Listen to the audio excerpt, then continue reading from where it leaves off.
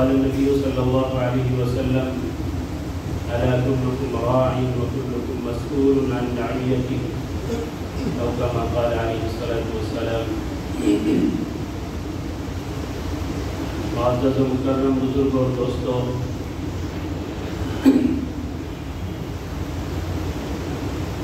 نبی اکرم صلی اللہ علیہ وسلم کی نبوت اور رسالت کی سچائی اور حقانیت کی دلیلوں میں سے ایک اہم دلیل یہ بھی ہے کہ آپ نے اپنی امت کو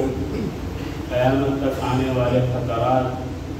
قیامت تک آنے والے فتنوں اور آزمائشوں سے باخبر کر دیا ہے. آپ چونکہ رحمت للعالمین ہیں تو آپ نے اسی رحمت کا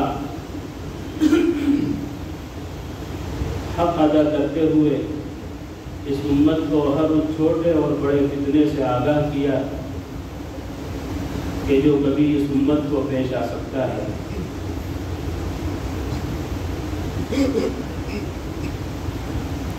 یہ ہم لوگوں کی اپنی کوتاہی، غفلت اور لاپرواہی ہے کہ ہم نے قرآن و حدیث سے ان فتنوں کو نہیں سمجھا، ان فتنوں کو نہیں پڑھا کہ جن فتنوں سے بچنے کے لیے نبی پاک صلی اللہ علیہ وسلم نے اپنی امت کو آگاہ کیا تھا. آج کے اس دور میں جبکہ ہر طرف سے فتنے ہی فتنے جنم لے رہے ہیں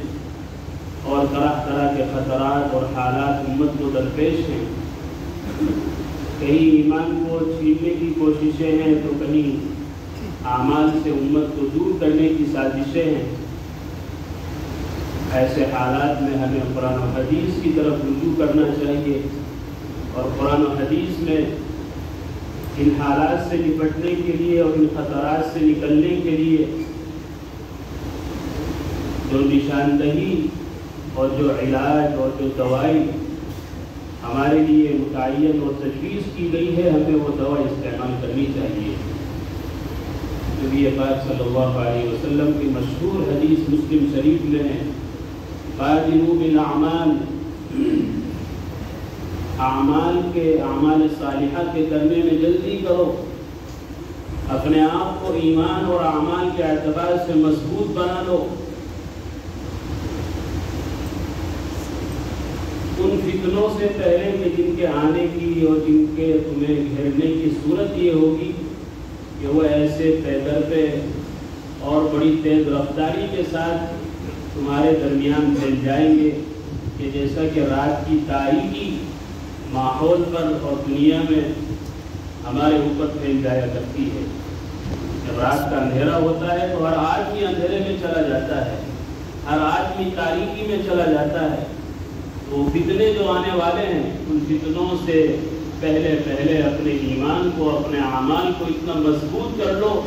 کہ ان فتنوں کی اندھیریوں اور تاریکیوں میں تمہیں روشنی حاصل رہے. تمہارے پاس جینے کا سامان موجود ہو، تمہارے پاس روشنی کا انتظام ہو، تمہارے پاس ایسا انتظام ہو کہ جس روشنی اور جس چاندنی میں تم چل سکو، زندگی گزار سکو. ورنہ فتنے اتنے خطرناک ہوں گے. نبی پاک صلی اللہ علیہ وسلم نے اسی حدیث پاک میں آگے ارشاد فرمایا، یصبح الرجل مؤمنا ویمسی کافرا، کہ آدمی صبح اس حالت میں کرے گا کہ مومن ہوگا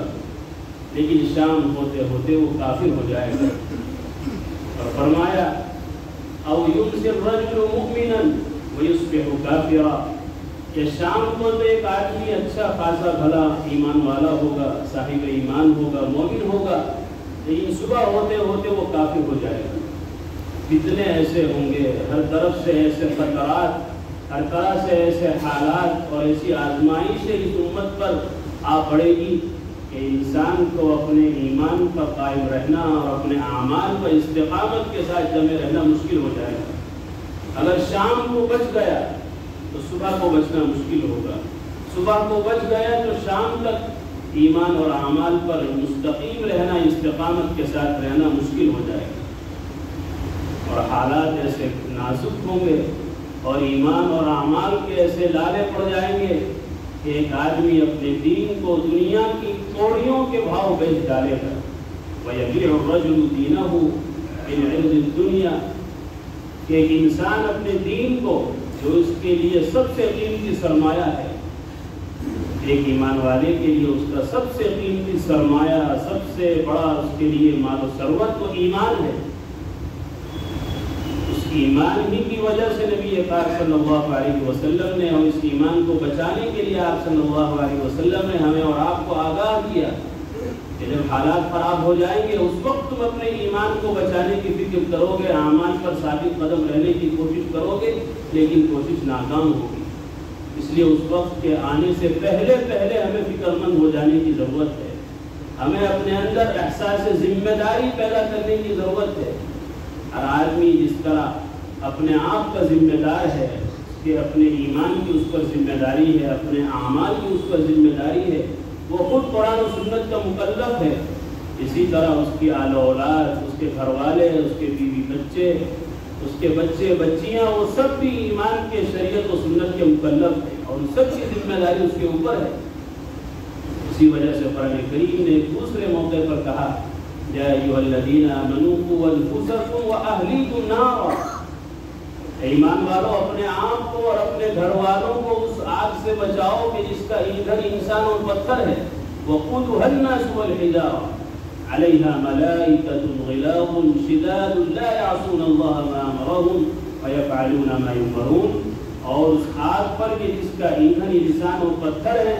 ایسے فرشتے نگراں ہیں اللہ کی طرف سے، ایسے اللہ کے فرشتے اور ایسے تابعدار نگراں ہیں کہ ان کو جیسے کہہ دیا جاتا ہے بس وہ ویسے ہی کرتے ہیں، اور ذرہ برابر اللہ کے حکم کے خلاف ورزی اور اللہ کے فیصلے کے خلاف نہیں جاتے۔ ایسی آگ سے اپنے آپ کو اور اپنے بیوی بچوں کو، اپنے گھر والوں کو بچاؤ۔ یہ قرآن کا حکم ہے، یہ اللہ کا حکم ہے، یہ اللہ کی تعلیم ہے، یہ اللہ کی طرف سے ترغیب ہے۔ اس لیے اس دور میں ہم جی رہے ہیں، کہنے کی اور بتلانے کی ضرورت نہیں ہے کہ ایمان کو چھیننے کی کیسی کیسی سازشیں ہو رہی ہیں، اور ہمارے بچوں اور بچیوں کو مرتد بنانے کی کیسی کیسی اسکیمیں ہو رہی ہیں۔ ہر آدمی اپنی کھلی آنکھوں سے دیکھ سکتا ہے۔ اب اگر اب بھی کوئی غفلت میں رہے اور سوتا رہے، لاپرواہی میں زندگی گزارتا رہے، تو اس کے لیے یہ وقت بڑا لمحہ فکریہ ہے، یہ اس کے لیے بہت زیادہ فکر مند ہونے کا وقت ہے۔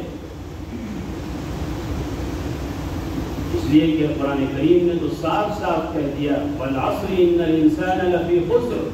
زمانے کی قسم ہے کہ تمام انسان گھاٹے میں ہیں، نقصان میں ہیں، الا الذین آمنوا وعملوا الصالحات، ہاں وہ لوگ جو ایمان والے ہیں، اعمال والے ہیں، وہ لوگ گھاٹے میں اور نقصان میں نہیں ہیں۔ آج ہم یہ سمجھتے ہیں کہ ہمارے پاس تو اچھا کاروبار ہے، اچھی ڈگری ہے، اور اچھا رہن سہن ہے، اچھا رہنے کا مکان ہے، اور تمام اسباب و وسائل زندگی گزارنے کے ہمارے پاس موجود ہے، تو ہم تو کامیاب ہیں۔ ناکامی کی کوئی چیز ہمارے پاس نہیں ہے۔ ہم نے دنیا میں کامیاب ہونے کے لیے جتنی بھی چیزیں مہیا ہو سکتی تھی سب کر لی ہیں، جو چیزیں ہمیں نفع پہنچا سکتی تھی اور ہمیں کامیاب کر سکتی تھی، ہمیں عزت دلا سکتی تھی، وہ سب ہم نے حاصل کر لی ہے، لہذا اب کوئی نقصان ہمارے اس تجارت میں نہیں ہے۔ لیکن قرآن کہتا ہے کہ نہیں، تمہارا یہ مال و دولت، تمہارا یہ دھن دولت، تمہارا یہ کاروبار اور یہ دنیاوی عروج اور ترقی، یہ سب نقصان ہی نقصان ہے جب تک کہ تمہارے پاس ایمان نہ ہو۔ ایک آدمی کے پاس کچھ بھی نہیں ہے، ایک وقت کا کھانا نہیں ہے، لیکن الا الذین آمنوا کی فہرست میں وہ شامل ہے، وہ مومن ہے، وہ شخص بہت بڑا کامیاب شخص ہے۔ اور ایک آدمی کے پاس ساری دنیا ہے لیکن ایمان اس کے پاس نہیں ہے، وہ اپنے آپ کو لاکھ کامیاب سمجھتا رہے، لیکن قرآن کہتا ہے، اللہ فرماتے ہیں کہ وہ شخص سب سے بڑا نقصان اور گھاٹے میں ہے۔ اس لیے ہوشیار آدمی وہ ہے، سمجھدار آدمی وہ ہے کہ جو اس دنیا کی مختصر سی زندگی میں اپنے ایمان کو بچا کر اور اعمال پر استقامت کے ساتھ زندگی کو گزارتے ہیں۔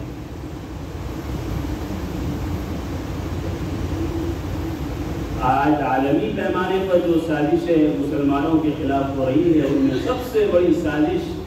فی الحال جو نظر آ رہی ہے وہ یہی ہے کہ ہمارے بچوں اور بچیوں کے اسلام کے دشمن ہر طرف پھر رہے ہیں، اور انہوں نے طے کر لیا ہے کہ مسلمان بچوں اور بچیوں سے ان کا اسلام اور ایمان چھین کر ان کو کسی طرح مرتد بنا دیا جائے. باقاعدہ اسکیم چل رہی ہے، تحریک چل رہی ہے. اور مرتد کا کیا حکم ہے؟ جو آدمی اسلام سے پھر جاتا ہے، جو آدمی ایمان سے پھر جاتا ہے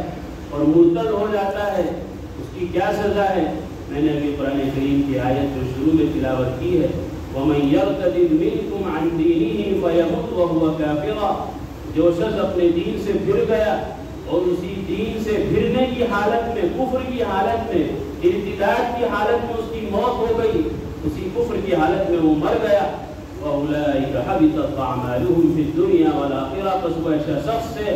بس وہ ایسا نقصان دہ اور ایسا خسارے والا شخص ہے کہ اس کے دنیا اور آخرت کے تمام اعمال ضائع و برباد ہو گئے. نہ دنیا میں اس کو ان اعمال کا کوئی اجر و ثواب ملنے والا ہے، اور نہ آخرت میں اس کو اس کا کوئی صلہ یا اجر و ثواب اللہ کی طرف سے ملنے والا ہے. وَأُولَٰئِكَ أَصْحَابُ النَّارِ، مرتد آدمی تو ہمیشہ ہمیشہ جہنمی ہے. ہم فیہا خالدون، وہ ہمیشہ ہمیں جہنم میں رہے گا. اس لیے آج ہمیں خود بھی ایمان کی قدر و قیمت سیکھنے کی ضرورت ہے. ہمارا جو ایمان ہے، ہمیں جو اسلام ملا ہے، وہ ایک وراثتی ایمان ہے، وہ موروثی اسلام ہے، باپ دادا سے ہمیں بڑی آسانی سے مل گیا ہے. اس لیے ہمیں اس ایمان کو، اسلام کو مطالعے کے ذریعے سے، اپنی عقل و فہم کے ذریعے سے سمجھنے کی ضرورت ہے. قرآن بار بار کہتا ہے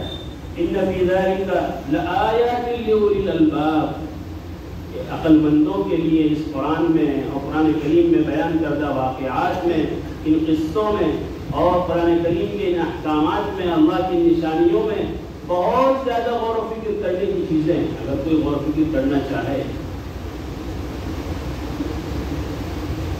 تو میرا عزیز، اور اس زمانے کے اندر ہمیں چاہیے کہ ہم خود اپنے ایمان کی حفاظت کا بھی بندوبست کریں. نبی پاک صلی اللہ علیہ وسلم نے تو اپنی ذمہ داری ادا فرما دی ہے کہ آج سے کتنے زمانے پہلے ہمیں آگاہ فرما دیا ہے کہ فتنے اور خطرات اور حالات ایسے ایسے امت پر آنے والے ہیں کہ ایمان پر قائم رہنا کسی بندہ مومن کا مشکل ہو جائے گا. اب اس ایمان پر قائم رہنا اور استقامت کے ساتھ اپنے ایمان پر ہمیں ڈٹے رہنا، یہ ہم سب کی ذمہ داری ہے. اور یہ چیز صرف سننے سے نہیں آتی، بلکہ ایمان کو سیکھنا چاہیے، ایمان کو پڑھنا چاہیے. ایمانی واقعات اور ایمان افروز واقعات حضرات صحابہ کے ہمیں سننے چاہیے. ایسا وقت اپنے لیے نکالنا چاہیے کہ جس وقت کے اندر ہم خود بھی ان واقعات کو سنیں، پڑھیں، اور ہمارے گھر کے اندر بھی ان واقعات کو پڑھنے اور سننے سنانے کا رواج ہو، ماحول ہو، تب جا کر ہمارے اندر اور ہمارے بچوں کے اندر ایمان کی قدر و قیمت پیدا ہوگی. آج کا جو نظام تعلیم ہے، جس کو مخلوط نظام تعلیم کہا جاتا ہے، یہ ایسا مخلوط نظام تعلیم ہے کہ جس نے ہمارے ایمان اور اعمال کو تباہ و برباد کر کے رکھ دیا ہے. کہ آج اس نظام تعلیم نے ہمیں دیا بہت کم ہے، لیکن لیا ہم سے بہت کچھ ہے. ہم سے ہمارا ایمان لے لیا، ہمارے بچوں کی عزتیں، عصمتیں اس نے چھین لی ہے. ہماری بچیوں کی عزتیں پامال کرتی ہے، ان کا شرم و حیا، ان کا پردہ جاتا رہا ہے، ان کے اخلاق خراب ہوتے گئے ہیں اور وہ کسی کام کے نہیں رہ پائے ہیں.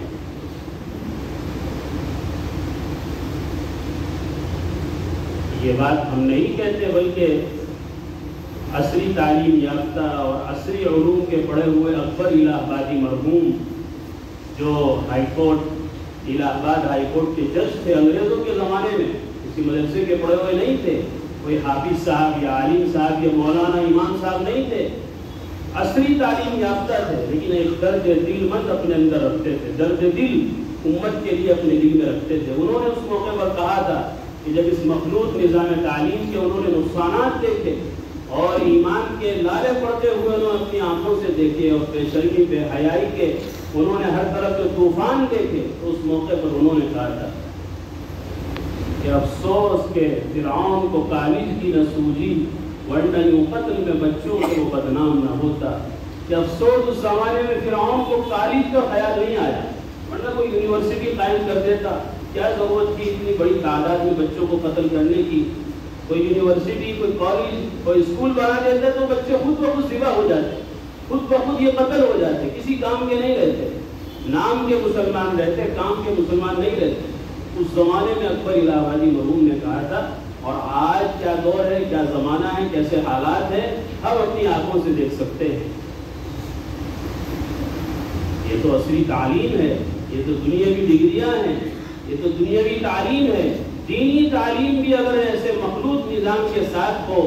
کہ جس میں لڑکا اور لڑکی بے پردہ ایک جگہ بیٹھ کر تعلیم حاصل کر رہے ہوں، اور وہ جگہ جہاں تعلیم حاصل کی جا رہی ہو وہ مسجد ہو، اور ساتھ ہی ساتھ جس کتاب کی تعلیم دی جا رہی ہو وہ قرآن ہو، تب بھی لڑکا اور لڑکی کا ایسا بے پردہ بیٹھ کر قرآن کریم پڑھنا حرام اور ناجائز ہے۔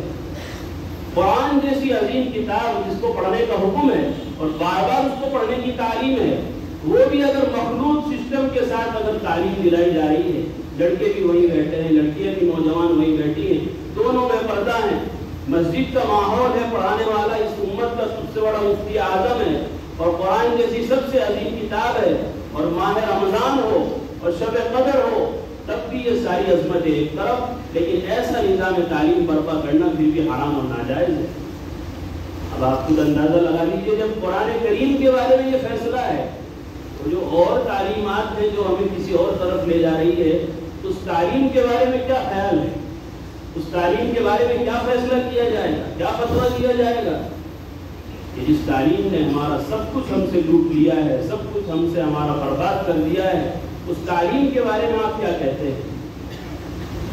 اس لیے میرے عزیزو، ہم یہ نہیں کہتے کہ ان بچیوں کو اور بچوں کو دنیاوی تعلیم نہ دی جائے، اصلی تعلیم سے ان کو آراستہ نہ کیا جائے، ضرور کیا جائے، لیکن ایسے ماحول میں اور ایسی پابندیوں کے ساتھ اور ایسے اہتمام اور انتظام کے ساتھ کہ جس میں ان کا ایمان کی سالم رہے، ان کے اعمال کی سالم رہے، ان میں نمازوں کی بھی پابندی رہے، اور ان کے اندر دین اسلام پر چلنے کا بھی جذبہ رہے، ان کے اندر شرم و حیا بھی رہے، پردہ بھی رہے، عزت، عفت، عصمت، یہ سب چیزیں ان کی اگر محفوظ ہے تو پھر ضرور ایسی تعلیم دلانے کی ضرورت ہے اور اس کو دلانا چاہیے۔ اس لیے ہمیں اس دور کے اندر اور زیادہ اپنی ذمہ داری کو سمجھنے کی ضرورت ہے کہ جیسے جیسے حالات خراب ہوتے جا رہے ہیں، جیسے جیسے اس امت کے لیے خطرات بڑھتے جا رہے ہیں، ان خطرات سے نپٹنے کے لیے ہمیں انتظامات کرنے چاہیے۔ افسوس یہ ہے کہ ان ساری باتوں کے باوجود جو آج سے نہیں کئی سال سے ہو رہی ہے، اور یہ انقلاب کا مسئلہ کوئی آج سے نہیں چل رہا ہے، سال ہر سال سے چل رہا ہے، اور غیر مسلم تنظیموں نے یہ طے کر لیا ہے کہ کسی نہ کسی طرح ان مسلمانوں کو کمزور کرنے کے لیے ان کی کمزور نفس پر ہاتھ رکھا جائے، اور ہر قوم کی کمزوری وہ عورت ہے، لڑکی ہے، زیادہ لڑکیوں سے شروعات کی جائے، بچیوں سے شروعات کی جائے، اور ان کو بہلا کر، پھسلا کر، اور ان کو دنیاوی لالچ دے کر، اور طرح طرح سے ان کو ہیلے حوالے دے کر ان سے ان کا ایمان چھینا جائے اور ان کو اپنے گھر لے جایا جائے۔ ہر ضلع کے اندر جو میرج رجسٹریشن بورڈ ہے، ان کی تفصیلات کے مطابق، ان کی تحقیق کے مطابق ان 2، 2.5، 3 سالوں میں تقریباً 8.5 لاکھ بچیاں، مسلم بچیاں مرتد ہو گئی ہیں، جو غیروں کے یہاں بیاہی جا چکی ہیں، ان کے یہاں وہ اپنی زندگی گزار رہی ہیں۔ ان کے اسباب کچھ بھی ہوں، ان کے اسباب چاہے ایمان کی اہمیت کو نہ سمجھنا ہو، کہ انہوں نے ایمان کی قدر و قیمت کو نہیں جانا، انہوں نے ایمان جیسے عظیم سرمایے کی حقیقت کو نہیں سمجھا، یا ان کے ماں باپ نے ان کو وقت دے کر ایمان کی اہمیت کو انہیں نہیں سمجھایا، یہ بھی سبب ہو سکتا ہے۔ اس کے علاوہ جو یہ آزادی اور بے پردگی، بے حیائی کا جو ماحول ہے، اور ہر طرف جو یہ لڑکیوں کا کہیں تعلیم کے بہانے، کہیں جاب کے بہانے بے پردگی کے ساتھ آنا جانا، یہ بھی ایک بڑی وجہ ہے۔ اس کی اور بھی وجہ ہو سکتی ہے، غربت بھی ہے، ایک خاندان غریب ہے، اسی طرح کسی کا کبھی باپ مر جاتا ہے تو کوئی بیچاری بیوہ رہ جاتی ہے، 2-3 بچیاں رہ جاتی ہے، اور ایک مسلمانوں کا ایک عام سا ماحول بن گیا ہے کہ بس اپنا اپنا، برابر میں کسی کے یہاں چولہا جلے نہ جلے کوئی پرواہ نہیں، بس ہمارے یہاں روزانہ بریانی بننی چاہیے۔ تو غربت بھی ایک بہت بڑا سبب ہے مرتد ہونے کا، کہ جب کوئی تو مسلم معاشرے میں پوچھتا ہی نہیں، کوئی دوسرا اگر پوچھ رہا ہے تو اپنی غربت کو ختم کرنے کے لیے، اپنی بھوک مٹانے کے لیے، اپنی پیاس بجھانے کے لیے آدمی کیا نہیں کر سکتا۔ الفقر وان یکون کفرا، حدیث شریف میں آتا ہے کہ فقر و تندرستی ایسی چیز ہے جو انسان کو کفر تک پہنچا دیتی ہے، تندرستی فقر و فاقہ ایسی چیز ہے کہ آج اس کو ختم کرنے کے لیے، اس سے چھٹکارا پانے کے لیے اپنے اسلام سے ہاتھ دھو بیٹھتا ہے۔ اور آج یہ چیزیں ہمیں دیکھنے کو مل رہی ہیں، نکاح کے اندر خواہ کی دیری، بڑی بڑی نوجوان بچیاں بڑی عمریں والی صرف اس وجہ سے گھر میں بیٹھی ہوئی ہے کہ ان کے پاس آج کل کی طرح بڑی بڑی مہنگی شادیاں کرنے کا پیسہ روپیہ ان کے پاس نہیں ہے۔ لیکن جوانی کا ایک جنون اور ایک وقت اور ایک دور ایسا آتا ہے جس کی وجہ سے آدمی سب بھول جاتا ہے کہ کیا ایمان ہے، کیا قرآن ہے، کیا اللہ ہے، کیا رسول ہے۔ وہ اس جنون میں جوانی کے بہہ پڑتا ہے۔ تو جب وہ اس کنڈیشن پر پہنچتی ہے کہ جب ان کی جوانی بالکل لہلہا رہی ہوتی ہے اور ان کی جوانی بالکل جنون میں تبدیل ہو جاتی ہے، اور کوئی ان کی طرف دیکھنے والا یا ان کی طرف ہاتھ بڑھانے والا اور مسلم معاشرے میں سے کوئی ان کے نکاح کا انتظام کرنے والا یا ان کو اپنے یہاں بیاہ کر لانے والا نہیں ہوتا، تو ایسے موقع پر چاہے کوئی غیر ہی کیوں نہ ہو اور کسی کو دلاسا دے تو آدمی کیوں نہ اس کی طرف مائل ہو۔ وہ لوگ دلاسا دے رہے ہیں، وہ لوگ ان کی ہمتیں بڑھا رہے ہیں اور طرح طرح کے ان کو دنیاوی لالچ دے رہے ہیں۔ ایسے بیانات اخبارات میں چھپ رہے ہیں کہ جب مسلم ایسی بچیوں سے پوچھا گیا کہ جو مرتد ہو گئی ہیں ان سے وجہ پوچھی کہ آپ نے اسلام کو کیوں کھو دیا، آپ نے ارتداد کو کیسے قبول کر لیا؟ آپ کا گھر ماشاءاللہ ایمان والوں کا گھر ہے، آپ کا گھر مسلمانوں کا گھر ہے، آپ کا محلہ مسلمانوں کا محلہ ہے، ہر طرف دینی ماحول ہے، مسلمان ہیں، مسجدیں ہیں اور طرح طرح کی دینی محنتیں کوششیں ہیں، کہا سنی ہے، اس کے باوجود بھی آپ نے اسلام کو کھونا اور کفر کو کیسے اختیار کر لینا پسند کیا؟ تو اخبارات میں بیانات آئے ہوئے ہیں، انہوں نے بتایا کہ اس کی ایک بڑی وجہ یہ رہی کہ ہمارے والد کا انتقال ہوا اور ہم کئی بہنیں تھیں جو جوانی کو پہنچی اور بڑی عمر ہو گئی، کوئی پرسان حال نہیں، کوئی کمانے کھانے والا نہیں، کوئی امداد کرنے والا نہیں، کوئی ہماری پوچھ گچھ کرنے والا نہیں، کوئی فریاد سننے والا نہیں، تو ہم کیا کرتے؟ آخر کب تک اپنی خواہشات کو دبائے رکھتے؟ کب تک یہ فقر و فاقے کی زندگی گزارتے رہتے؟ کب تک ہم خاموشی میں اور تنہائی میں بیٹھ کر اپنے آنسو پوچھتے رہتے؟ ہم نے بھی فیصلہ کر لیا کہ جو ہوگا دیکھی جائے گی، ہم تو یہ اپنے خاندان کے لیے کر رہے ہیں، اپنی بیوہ ماں کے لیے سب کر رہے ہیں، اپنی چھوٹے بھائی بہنوں کے لیے کر رہے ہیں۔ تو آج ہمیں فکر مند ہونے کی ضرورت ہے۔ آنکھیں بند کر کے صرف اپنی آخرت کی فکر کر لینا یہ ایک حساس ایمان والے کی نشانی نہیں ہے۔ ایک ایمان والے کی ذمہ داری تو یہ ہے کہ وہ سب سے پہلے تو خود اپنی آخرت کی تیاری کے لیے فکر مند ہو، خود اپنے آپ کو جہنم کی آگ سے بچائے، اور جہنم کی آگ سے بچانے کا مطلب یہ ہے کہ اس راستے پر چلنے سے بچائے کہ جو راستہ جو طریقہ جہنم کی طرف لے جاتا ہو، اور پھر ساتھ ہی ساتھ اپنے بیوی بچوں کی بھی پوری خبرگیری رکھے۔ آج کل یہ موبائل انٹرنیٹ کا دور ہے، اس نے بڑی تباہی مچائی ہے۔ اپنے بچوں اور بچیوں کے موبائل پر نگاہ رکھیں۔ یہ موبائل ایک دو دھاری تلوار ہے،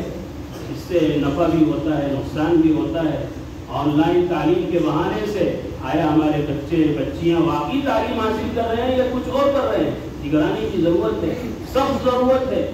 ہم یہ نہیں کہہ رہے کہ آپ اپنے بچیوں پر اعتماد نہ کریں، ضرور اعتماد کریں، ان کو سمجھائیں کہ میرے بچیوں ہمیں آپ پر پورا اطمینان ہے کہ آپ ہمارے خلاف نہیں جا سکتے، لیکن جو ماحول ہے باہر کا وہ بہت مخالف ہے، جو فضا ہے باہر کی وہ بہت مخالف ہے، ہمیں اس سے آپ کو بچانا ہے، ہمیں آپ سے دلی ہمدردی ہے، محبت ہے، شفقت ہے، اسی بہانے ہم چاہتے ہیں کہ آپ کا ایمان سالم رہے، آپ کے اعمال مضبوط رہیں، آپ کے اخلاق ضائع نہ ہو، آپ کی عزت عفت عصمت محفوظ رہے۔ اس لیے ہم چاہتے ہیں کہ آپ کی نگرانی ہو، آپ کہاں جاتے ہیں، کب جاتے ہیں، کیوں جاتے ہیں، یہ ساری ڈیٹیل ہمیں چاہیے۔ اس طرح کی فکر مندی کی ضرورت ہے، اس طرح اپنے بچوں کی نگرانی کی ضرورت ہے۔ آج کل تو آن لائن تعلیم کا سسٹم ہے، اگر ہم چاہیں تو کیا نہیں ہو سکتا۔ ابھی پچھلے کئی سالوں میں جب یہ کورونا کی وبا تھی تو کیسے ہم نے اپنے آپ کو تیار کر لیا کہ ہم آن لائن تعلیم اپنے بچوں کو دلا سکیں، کیونکہ ہمیں خطرہ تھا اپنی جان کا، اور یہاں خطرہ ہے ایمان کا۔ آج بھی اگر ہم چاہیں تو اپنے بچوں کے لیے یہی آن لائن تعلیم کا سسٹم کر سکتے ہیں۔ بچیوں کو گھر سے باہر جانے کی ضرورت ہی کیا ہے؟ وہ کون سا کورس ہے جو دکان پر نہیں ملتا؟ وہ کون سا کورس ہے، کون سی ڈگری ہے جو آن لائن تعلیم حاصل کر کے نہیں مل سکتی؟ آپ آن لائن پڑھائیے۔ اگر آپ کے 10,000 خرچ ہو رہے تو 5,000 اور صحیح، 5,000 اور صحیح، لیکن کم سے کم بچوں کا ایمان تو سالم رہے، بچوں کا ایمان تو محفوظ رہے، وہ با ایمان تو ہوں، بے ایمان تو نہ بنے۔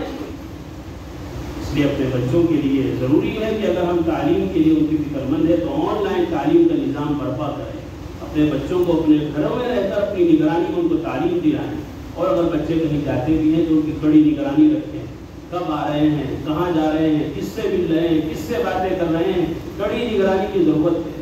نبی پاک صلی اللہ علیہ وسلم نے اتنے زمانے پہلے کہہ دیا ہے کہ کوئی ایمان والا صبح کو مومن ہوگا لیکن شام کو کافر ہوگا، شام کو مومن ہوگا لیکن حالات ایسے خراب ہوں گے کہ راتوں رات پتہ نہیں کیا ہو جائے، اور صبح کو وہ حالت ایمان میں نہیں ہوگا، کفر کی حالت میں ہوگا۔